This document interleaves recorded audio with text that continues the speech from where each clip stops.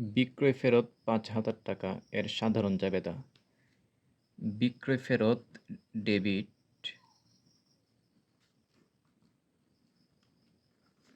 বিক্রয় ফেরত ডেবিট ৫,০০০ টাকা এবং প্রাপ্য হিসাব ক্রেডিট ৫,০০০ টাকা।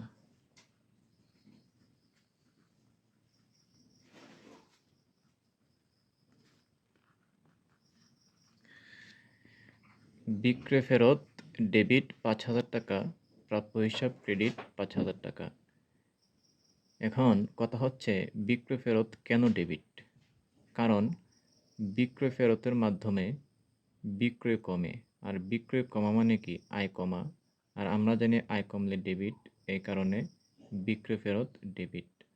আর বিক্রয় ফেরতের মাধ্যমে প্রাপ্য হিসাব কমে, যেহেতু প্রাপ্য হিসাব একটি সম্পদ, আর সম্পদ কমলে